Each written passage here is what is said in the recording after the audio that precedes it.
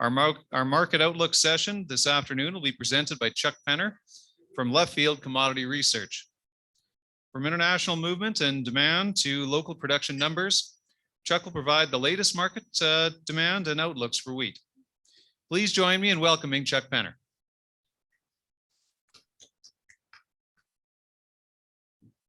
Well, thank you very much, Jake. Appreciate the kind introduction. I would much rather be there in person.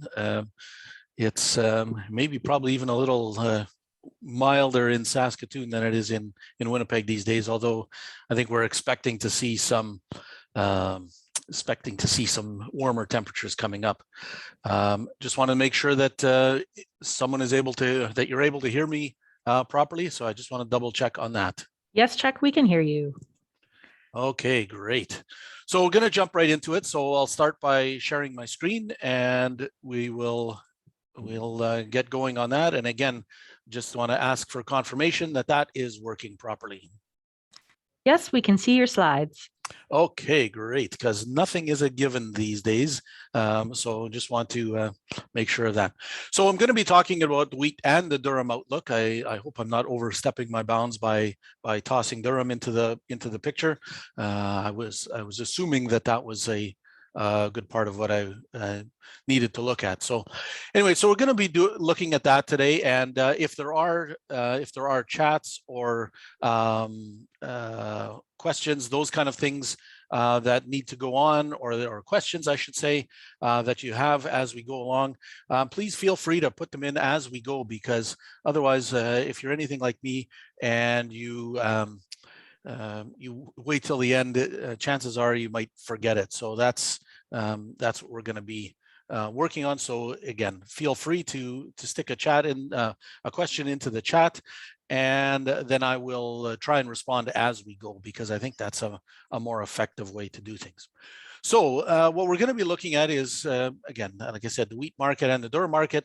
Look at a little bit the current environment, because that's of course, there are still a few people, from what I understand, with some wheat and some durum left to sell. Not a whole lot, but thought I would talk about that a little bit, and some of the global stuff that's happening there, and then also an outlook for the next marketing year and what we could expect based on well, a whole bunch of assumptions, and then we'll do the same thing when it comes to durum. So in terms of the global picture, we'll start there. In terms of the global picture, it is this in 21-22, it was the largest crop ever at about 778 or 780 million tons. But not the biggest by a whole lot. It wasn't much of an increase in this last year.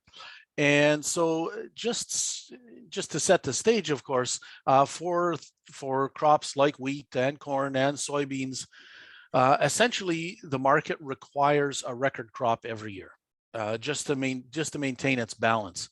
And so when I say that it's the largest crop ever but not by much, it's actually, even though it's the biggest crop, it still means things are tightening up a little bit. And here's why.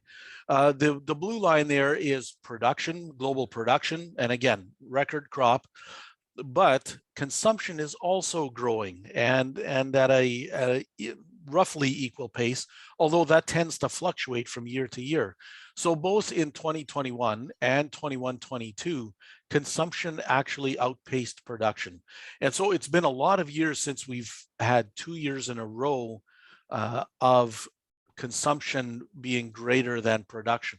And so that's why the market is tightening up, why it's doing what it's doing to a large degree, although not lately. But it is a situation where we're seeing supplies generally tightening up. So again, in 2022-23, we'll need a record crop again, and probably a sizable increase in production levels just to keep pace with consumption. Now, that being said, that consumption does, as you can see in the chart, when we have this production type of level, a lower production, consumption will respond to some degree, and generally it happens in the whole area of feed wheat. But anyway, that's the kind of situation that we have. And I see a question already about soil moisture maps, and yes, Dave, I actually have one in this presentation, so you'll see it in there a little bit later. So in terms of global wheat stocks, what we've got is we have them actually declining for the second straight year. And so it doesn't look like a small amount by any means at about 275, 280 million tons. It doesn't look like a small amount, but it's more, it's not the absolute number necessarily that's important. It's the direction of change. And so again, stocks declining. And as a percent of use at about 28%, that's the lowest that we've had in about 5 years. So it is a situation where global wheat stocks are tightening up. And it's important to look at where those stocks are. So generally, or in the last number of years anyway, China has accounted for nearly half of the global wheat stocks. And the comment on this slide here is that stocks in play in terms of global trade are only a small part of that total, or only about half of that total. So the Chinese wheat stocks, either built up through imports or their own domestic production, are declining slightly. But the global wheat stocks that are not from China are declining at a faster pace. So in the past year, Chinese stocks dropped about 2%. The rest of the world's ending stocks have dropped by about 6% from the year before. So if we look at that and we break that out a little bit, or we look at China specifically, because it is such a large player, in the last 2 years, China has reported that they've had record crops. And you know, truth be told, I'm a little skeptical, or a lot skeptical, or of those numbers. And one of the reasons why I am skeptical is that despite these supposed 2 record crops in a row, that wheat imports have been at a multi-year high in 2021. And are almost at that same pace in 21-22. And so that's telling me that either their demand or their usage is going up sharply. Well, it could be a couple of things. Their usage is going up sharply, which you could suggest that, yeah, maybe there's more going into their feed market because of extraordinarily high corn prices. So that's one possibility. Another is that their crop total numbers are simply not what they're saying they are. And then the third possibility is that they're building up even larger stockpiles. And so that's another question. And frankly, it's one that we probably won't have the answer for until, well, we'll have that answer in hindsight in terms of whether they're stockpiling or not. And of course, the numbers, the public numbers that are given, and the numbers that the USDA releases for Chinese stockpiles are highly, what's the best description? Dubious. And so it's really, there's a lot of trying to look through the fog when it comes to looking at the Chinese production and stockpile numbers, but their import numbers are telling a story all on their own. When we look at production among major exporters, there we've really leveled off, and we're certainly not producing record crops anymore. The record crop in recent history was 2016-17, and we've been kind of declining since then. And this chart also shows that kind of that, I don't know what color you call that line, pinky kind of dusty rose colored line is world imports. And so what you see is that the gap between what these major exporters are producing and what world imports are, it has been narrowing significantly. So there's less and less of a cushion, at least in terms of what the major exporters have to meet this global import demand. And so that has been narrowing, and not just in the last year or so, that's been narrowing. You know, previously those numbers were well over 50 million tons, more like 75 million tons of cushion in between those, and now it's well, it's in the order of 10 to 20, maybe 30 million tons between what major producers are major exporters are producing and what global demand is. So tightening up once again. One of those major exporters is Russia. And so this shows what their export pattern looks like in a typical year. So their harvest is, a portion of their harvest is winter wheat. And frankly, I don't recall exactly how much it is. Ukraine tends to be much more heavily weighted toward winter wheat. But you have this pattern where Russian exports really jump in August and September, and then they start to go downhill from there. And so we had that jump, August-September jump in exports, and we have the decline, the starting of that decline. I don't have the November numbers yet, but the start of that decline has been much sharper than usual. And so you've probably heard all kinds of things about Russian wheat export taxes or export duties. And essentially, as wheat prices go up, those export taxes also increase along with them. And so what that does is tends to penalize, frankly, Russian farmers, because in order for Russia to keep exporting, the price that works back to the farmer gets smaller and smaller, or doesn't grow along with it, maybe put it that way. But what it also does is tends to restrict some exports, largely as wheat is held off the market. And so that type of a scenario doesn't bode well for Russian wheat exports. It helps everybody else along, but doesn't really help Russian wheat exports. And so you have smaller supplies from major exporters, and you have these artificial restrictions in the trade as well too. So when you look at those major exporters that we talked about before, the ending stocks that are expected at the end of 21-22 drop actually fairly sharply, almost 10 million tons. And so that's one of the difficulties that the market is facing, and why the market had rallied or has rallied earlier, and then of course we have the latest situation, and we'll talk about that a little bit more later on. But here's the US situation. This breaks it out by class, their ending stocks. And so again, you have hard red spring stocks, which had been high for a number of years. Suddenly it's hard red spring stocks, that's the pale green, light green line or bar there. Those ending stocks are expected to be the smallest since 2007-08. And then again, also smaller stocks for soft red winter, hard red winter, and white wheat as well too. So low stocks for all of those.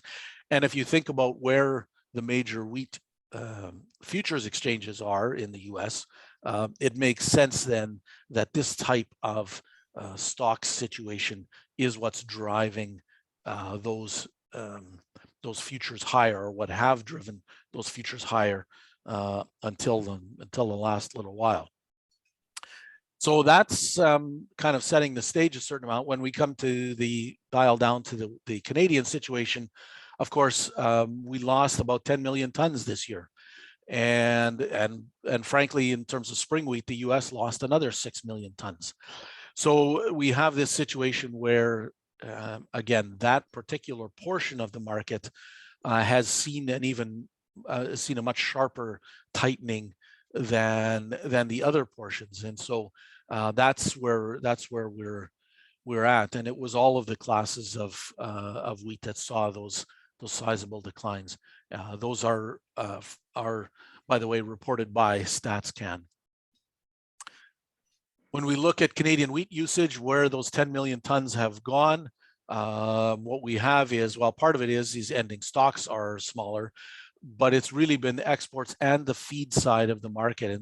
And these are our estimates or our guesstimates in terms of feed supplies. Frankly, there's very, very little feed wheat that's actually trading right now.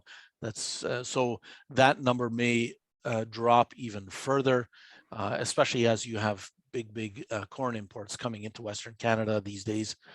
And so it may drop even the domestic feed use may drop even further. But that's where it's coming out of. Things like food use, ethanol use, those kind of things tend to be the steadier portions of demand. And then, of course, seed use for next year. So in terms of U.S. Wheat futures, when we look at some of the longer term perspective, and again, I've been mentioned that stocks, global wheat stocks have actually been tightening up for the last couple of years. And so if we look to see where that rally actually started, it was actually after the harvest, the 2020 harvest. And then when we got to the 2021 harvest, that's when the drought added the extra fuel. And so the rally for hard red winter and soft red winter futures in Chicago or Kansas and Chicago, that overall trend higher has been roughly steady. It's got a bit of extra juice from the drought, but really it was the drought had the biggest impact, of course, on the Minneapolis futures, which are for hard red spring wheat. So that's the kind of a boost that we got after the 2021 harvest, mainly in the Minneapolis futures. Now, of course, and I will talk about this a little bit more, you can see that momentum, that market started to go sideways late in fall, and then of course since has really dropped off. And so again, we'll talk about that. I'll talk about that a little bit more later on. But this wasn't simply a one-year wonder. Basically, that's what I'm trying to suggest, and that the longer-term trend is still holding. It's also important to get a bit of perspective. I like to throw, it's one thing to put up the chart of futures over the last year or two, and these moves tend to look extremely, well, they look extreme, put it that way, when you look at it that way. But when you look at it from a longer term perspective, even Minneapolis futures this year have kind of topped out where they did back in 2011 and in and around that time frame. We're not really any further beyond those kind of marks, but it's also good to look at where we've been in the past, and back in 07, 08, of course, that's when the market players were different, particularly in Canada. And you can also say that those extreme futures, the $24 US futures in Minneapolis, really weren't available, or really weren't accessible to Canadian farmers. And so a lot of that move has been attributed to simply one of the major market players being caught short. And I don't really want to go into it more than that. But again, it's important to think in terms of, as I said, U.S. Spring wheat future, or spring wheat ending stocks, going back a few slides, are at the tightest that they've been since 2007-08. Now, does that mean that we're going to get to the $24 level? No, not a chance. But there are some considerable market forces that are still at play with respect to that kind of a market situation and where supplies are now. So even the declines that we've seen in the last few weeks in Minneapolis futures, from a longer term perspective, are not severe yet. So again, talk about that a little bit more yet, but that's again, the longer term perspective is sometimes nice to kind of look at. Okay, let's see how that really stacks up. When we look at basis level in the Canadian prairies, and the way that we calculate basis is a little different than what you see from the line companies. So essentially what we do is we convert US futures into Canadian dollars, and then subtract that from our cash prices. So what you have in right now is a situation where the basis has been strengthening considerably, and it's similar to what happened a year ago. and we're actually fairly close to those levels. So this this previous high that you might see in terms of the CWRS basis, we're quite close to that now, and truth be told, I think the market situation is tighter yet, and could allow this upward trend in basis to continue to rise. Now, that's been more than offset by the recent declines in Minneapolis futures, but from a basis only perspective, it's reflecting the tightening supplies that we have, and not just in Western Canada, but also in the northern US plains. So just to in terms of the next little while, and I title this slide What We Sort of Know, because it's important to recognize is that we never know everything, and we never can be 100% certain of what's going on. So some of the things I'll just be talking about a little bit in terms of these the market over the next little while are some seasonal tendencies, things related to futures, and then a few other fundamental things that are going on, and some ideas that we have over the next little while. So in terms of the seasonal tendencies, this is the seasonal for Canadian CWRS wheat bids, and so normally what we have, and part of this is skewed by the scale or the axes on the right, but generally what we had even in the first half of 2021 was that prices were firming up as they tend to do seasonally. But then what happened is normally there's this sharp drop in July and August until we get to about mid-September. Because of the drought that we had, essentially the market just ignored that seasonal weakness and just kept continuing to rally higher. And then when we got into late 2021, normally the market, once you have that rebound from the harvest lows, the market tends to go sideways until late in the calendar year. And so what we have is a situation where the market continued to rally somewhat, although futures went sideways for a while. But the strengthening basis, I think, was somewhat favorable for that, for the cash prices. So it was more the basis that kept that trending a little bit higher. Now, as we look forward into the early 2022, there tends to be a softness in cash prices through the winter months, and so that's what we're kind of looking at, especially from a futures perspective.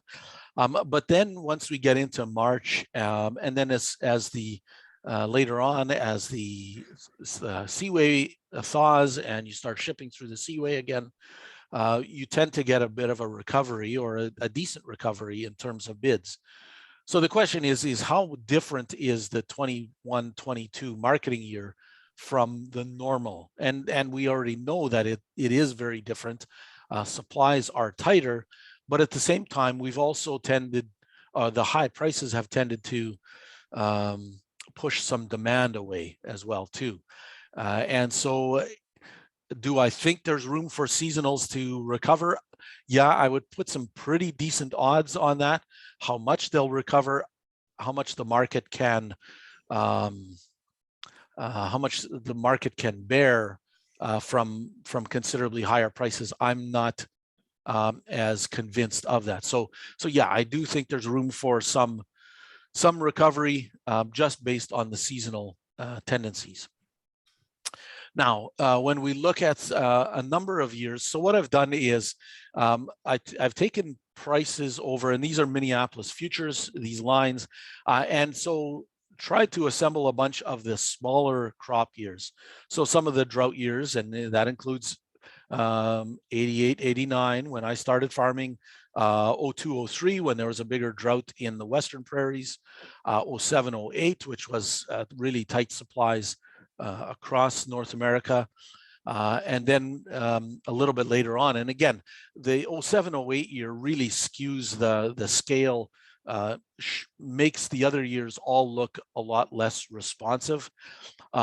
But in general, what we see is that right now where we're at, early January, is we're kind of at this inflection point, what I would say. And so either we're going to do the 07, 08, or we're going to be kind of sideways to lower, which is what we've seen in a number of the other marketing years. And again, in 07, 08, we had a different set of market players. And just to be clear, that there are many who suggested that the wheat board, because it was short, futures drove a lot of that increase in the Minneapolis futures in 07, 08, whereas that didn't necessarily occur in some of the other years. And so in terms of the futures perspective only, it looks like prices could soften, could tend to work their way lower. So when I compare this slide to the previous one, there's a bit of a conflict there, I would say, between the seasonal in terms of cash prices here, but then in some of these other weaker or other years of smaller crops, the futures haven't quite done that. So, again, as I said in one of my earlier points, is we can never say for certain what's going to happen. We can place some odds on things. So from a futures perspective, I would say the odds of a sharp rally aren't great. Maybe sideways from a futures perspective from this point is more likely, and then some strength on the basis side. So again, this was the chart that I showed earlier, and these are the futures until I believe that was Friday's futures, and so you see that a whole bunch of that momentum has been lost. The market turned sideways at the Minneapolis futures, but also the other ones really turned sideways, tried to stage a bit of a recovery, but that momentum is difficult. And my question, or when I look at this, what is it going to take to move to turn that momentum higher again? And from a production perspective, from a production side, really a lot of that has been factored in. There's nothing really new news from a production perspective in the short term anyway. And it's more it would be more from the demand side, and the demand side doesn't tend to move or work as sharply as production issues or production potential. And so this latest move, I believe a good chunk of that is from the production side that we had from the Southern Hemisphere. So big Australian crops, big Argentine crops, and those estimates are actually still going higher. So those harvests have largely been completed, and so there's no real threats to those Southern Hemisphere crops. The next production news will be coming out of Northern Hemisphere related to winter wheat crops. So that's kind of it's going to be difficult to turn that momentum sharply higher again, and more than likely we'll start to find our footing somewhere soon and start to move sideways. So as I said, here's the Southern Hemisphere crops. So 2 years in a row of big crops in Australia and in Argentina, and both of them actually, not just the Aussie crop, but the Argentine crop estimate is likely going even higher yet. So that's been one of the things that's weighed on the market as those crops. And we know that, of course, that the Aussie crop, that the quality isn't there in Eastern Australia, but it certainly is in parts of Eastern Australia and most of Western Australia.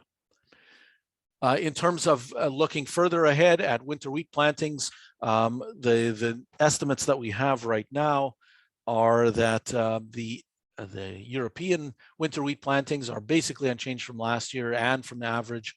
The US is maybe going to be up about 2%.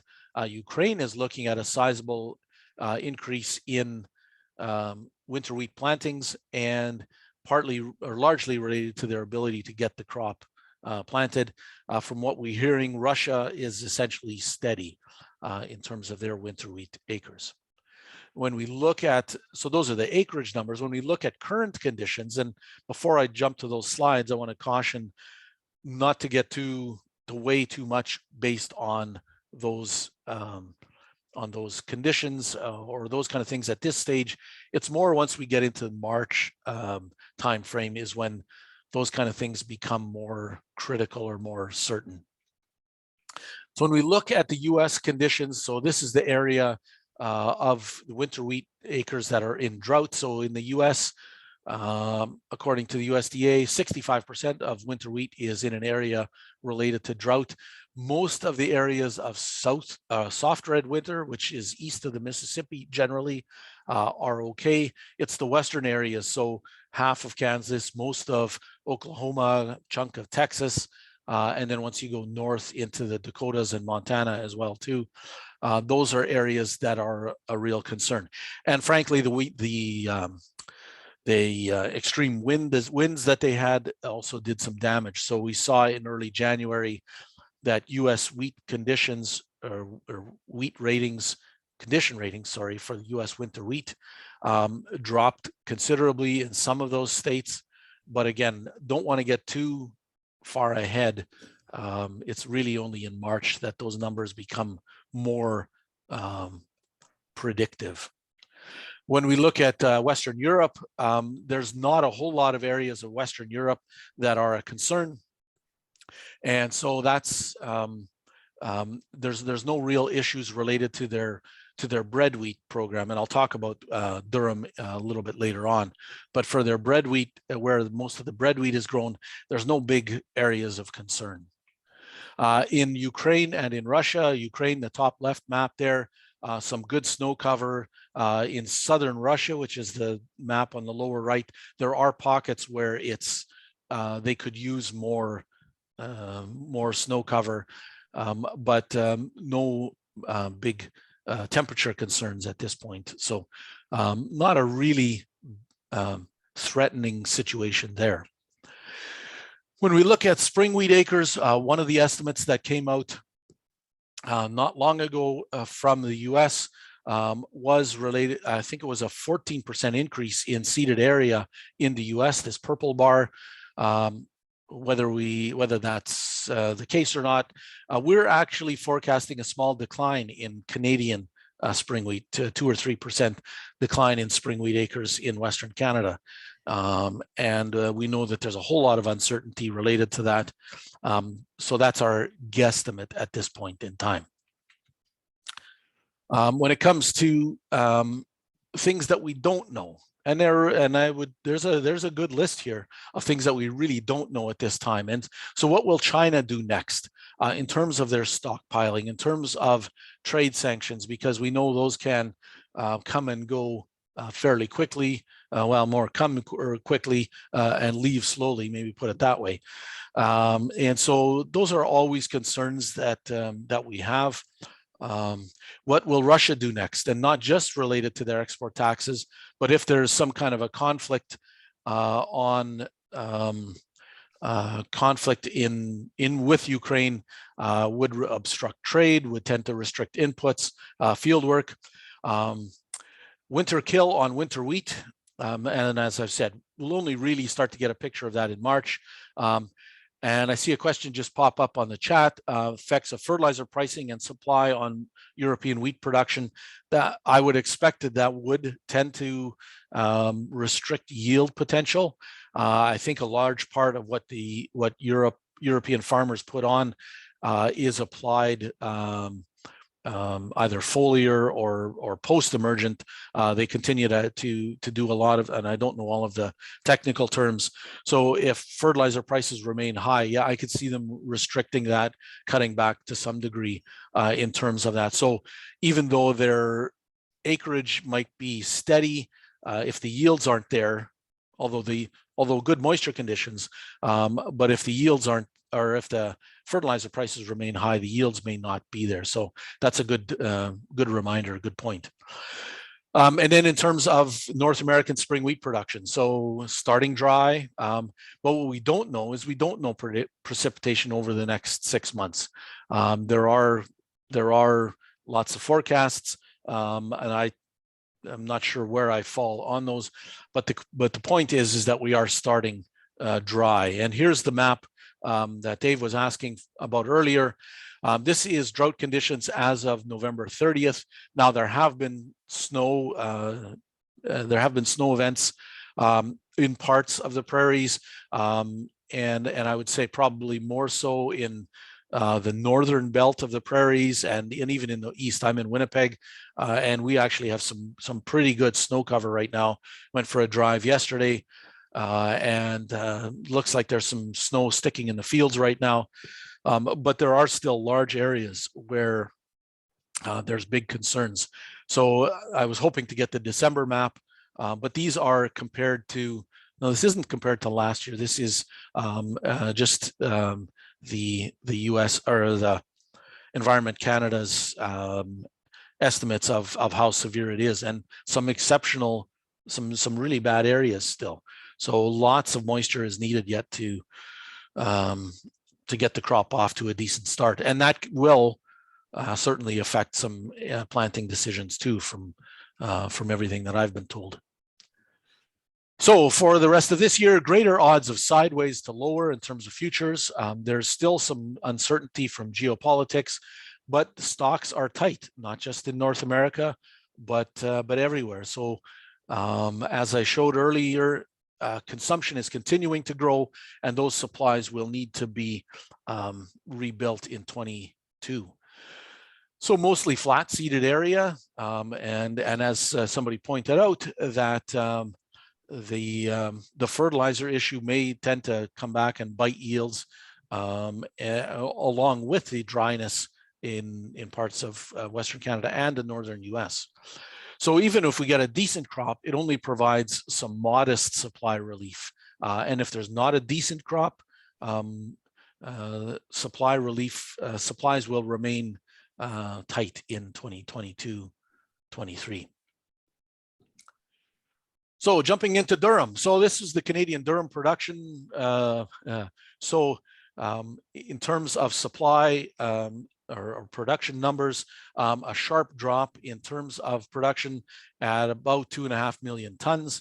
And that was a drop from about 6.5 million tons. So a massive reduction in supplies.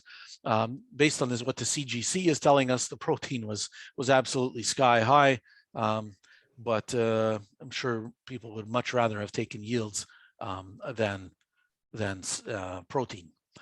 In terms of usage, most of that is coming out of exports. Normally, there's a certain amount, if quality is low, that goes into the feed market, and we saw that. You see that, for example, in 2016-17. So those numbers will be cut back as well too.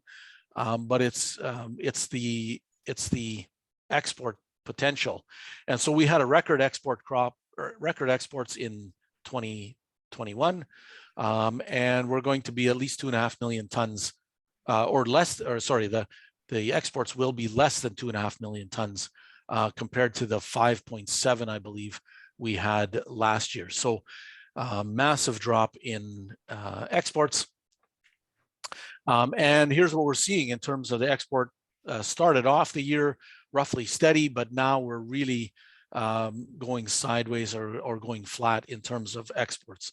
And so that's going to be the case for the rest of the year. The dotted blue line is kind of the max that we can do. So we're going to end up with a much smaller export program this year. And so it's already a very difficult situation for the entire supply chain. In terms of key exporters, so Canada is the blue bar, so you see that's where the big drop was. But in US as well too, the purple, they tend to be both an exporter and an importer. This year exports have ground almost to a halt already, and imports, the USDA is forecasting large imports for U.S. durum imports for 2021, for 21-22. But frankly, we don't know where they could possibly get those from. Maybe from Mexico later in the year, but Canada won't be able to supply what the USDA is calling for. Mexico is expecting has a larger crop, and I think there's some potential for the next year to also produce a decent sized crop. But overall, key exporters are seeing a much smaller crop in total. One of the key areas that we watch in terms of requirements is North Africa. So this is North African production. So Morocco had 2 crop disasters in a row. And then in 21, and that's generally harvested May, June. And so that harvest was considerably larger. But then Algeria dropped off. And so from a regional perspective, only a small increase in terms of production. So again, some firm demand from there. Now there's limits on what they're able to pay, but they are Morocco anyway should be able to do with less, while Algeria and Tunisia still need some decent sized durum imports. One of the areas where we've seen some competition in the past has been the Black Sea region, so Russia and Kazakhstan. But really, there's been a couple of months of a little bit of a rebound, but nothing near where we've had in the past. And so typically these exports would go into either to Western Europe or to Turkey. And those numbers have really faded as well too. So production in those regions has dropped off, and we'll see what happens in 22. I think the incentives will be there, whether it happens or not to any sizable degree remains to be seen. But they're less of a competitor recently. Australia, though, has become a sizable competitor. So back when their last bumper crop in 16-17, they exported almost about 375,000 tons. And then in 2021, they actually hit a new record for exports, just a little over 400,000 tons. And I was hoping to get the November exports. That would still be mostly old crop there, essentially old crop there. But even so, they've started the 21-22 year off on a fairly sizable note, and based on production numbers, I think we'll see another sizable marketing year again in this year, and could top out around that 400,000 ton mark again. We know the production or the quality is not there on the East Coast, which is more where most of that is grown. But I think importers will still be very interested in Australian durum. In terms of EU imports, last year, 2021, was when they hit some massive volumes of about 2.8 million tons. So far, they're actually importing below average levels. And so not the same demand, certainly this year as in last year or the year before. It's actually trailing a little bit last year. And again, some of that is, a good chunk of that is simply availability. So ending stocks at the end of this year will be very low in Canada. Will be low everywhere, in Europe, in the US. Mexico is a little harder to gauge, but some very extremely low carryover. So there's really no cushion, or very little cushion going into the next marketing year. So we'll talk a little bit about some global price behavior, and again, some seasonal tendencies, some winter durum plantings, moisture conditions, and a few thoughts about acres in Canada and the US. So here's what's going on with prices in a bunch of key markets. What we've seen is, of course, prices really took off as the drought became more and more locked in, and where low yields became locked in. So we saw those prices really take off then. So no surprise there. But since we hit those highs, to a large degree, prices have leveled off. But contrary to previous years where we've had a spike in prices, typically that prices have dropped off again fairly sharply. This year they've plateaued. And so what that tells me is there's a whole lot of interest from buyers just under the market. That means that they don't have sufficient coverage to take them through until the next harvest in 2022. So they've got their short-term needs covered, but they're not fully covered, because if they were fully covered, those prices would really start to drop off hard. I don't know how much further strength there is as we go further into the year, but it tells me that there is still some demand underlying that market and not allowing it to drop off. In terms of seasonals, this is what we have, and again, the scale is really skewed because of the extreme prices this year. But again, we saw prices largely actually follow the seasonal tendency, although the timing was a little bit off. But we even had a small harvest dip, but then have gone kind of sideways. What the seasonal shows, though, is that as we get into 2022, I guess it was off by a year with my little comment there. But will the seasonal hold in early 2022? And I think that plateau is going to last a little bit longer. What tends to happen, though, is as we get a bit further into the year, is when the Mexican crop starts to hit the market in late April, early May.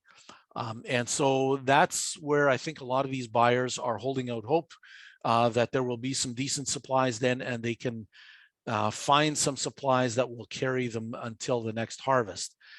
And then following the Mexican harvest is when you get the North African harvest in May, June, a little bit later on. And then because the winter crop, the European crop is a winter crop, that harvest starts to come in July, August. So there's hope among buyers anyway that those crops will come in decent shape and decent size, and they'll have enough to carry them through. So would I expect to see some bumps in bids, some possibly seeing some of those, but not a sustained rally again that we had, or another sustained leg higher.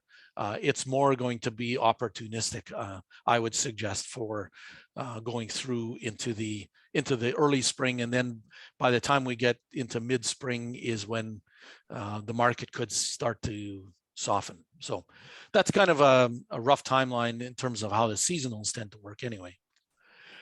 In terms of looking ahead, there is reports out of Europe. It's a winter durum crop. And so there is a bit of an increase. It would be it's a small increase of, I think, about 2 or 3%, but it would be the most since 2018. And the same question that applied to their bread wheat, how fertilizer availability or prices will affect yields remains an open question. But generally, they're trying to respond a little bit to that. We've already heard some concerns about production prospects in Italy, but that's, again, it's still early. In terms of conditions, there are some areas of, most of the durum is grown in the southern parts, in the southwest parts. So Italy, southern France, Spain, Greece a little bit as well too. So there are some concerns there with deficits. In Italy, the bigger problem was actually too much moisture late in the planting season. So some issues there. The bigger issue is related to North Africa. So when you see Morocco in the northwest part of North Africa, below average moisture precipitation for the first part of the year. I'm sorry, I don't have an updated map since December 20th.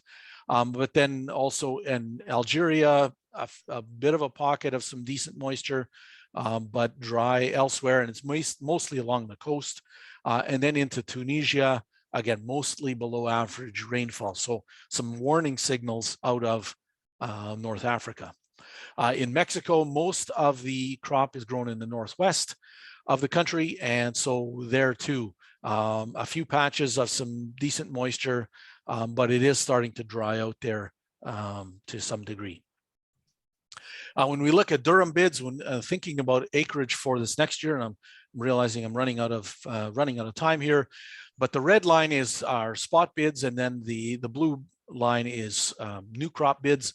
So what we have here is these are durum bids as a percent of hard red spring.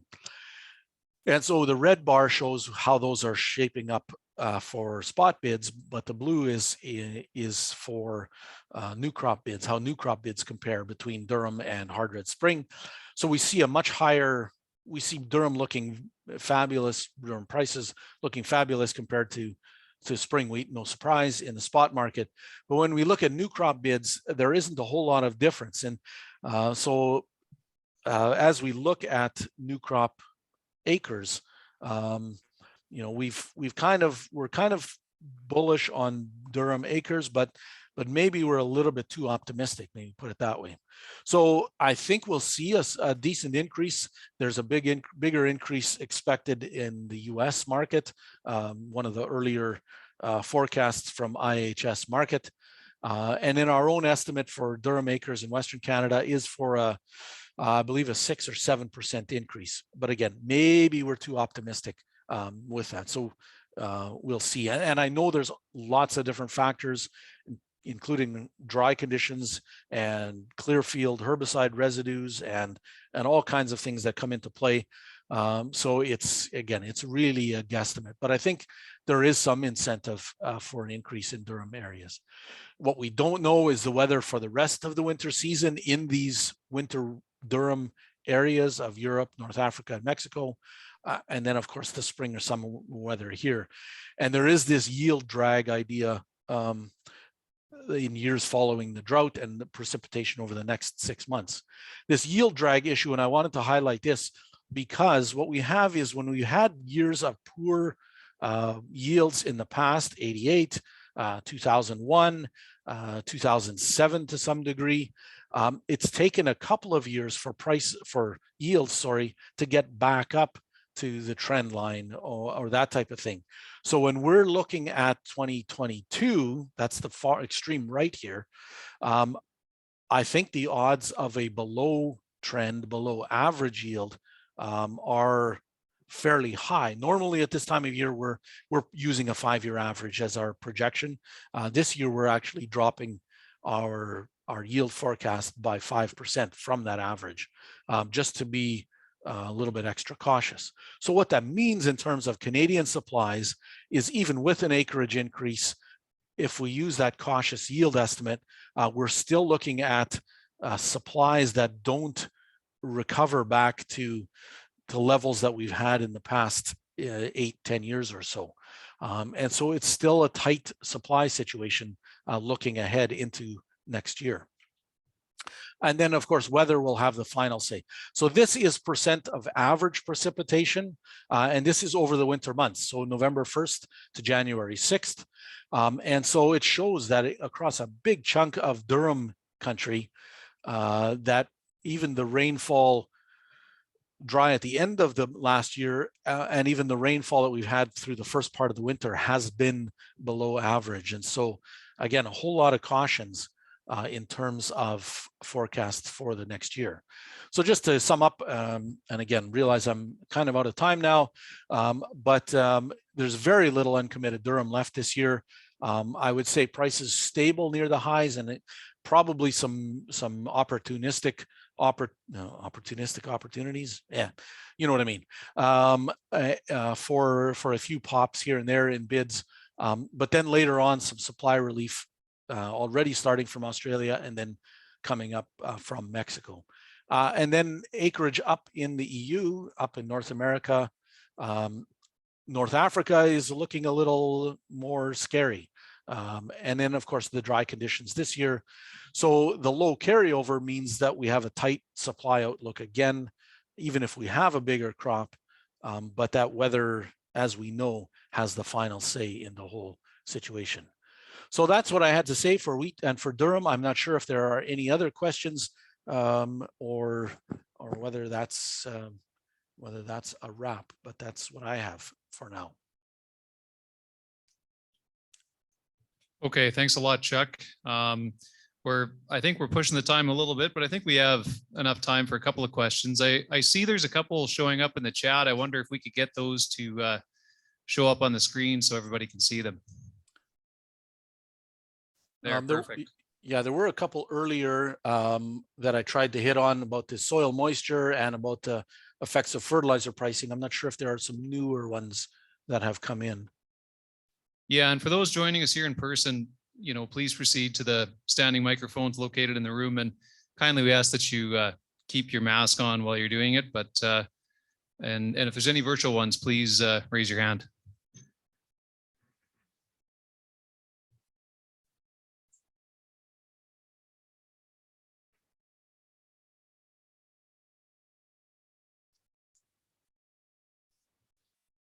Well, I guess not seeing any questions show up, so I guess that'll be that. Thanks a lot, Chuck. That was really interesting. You're very welcome.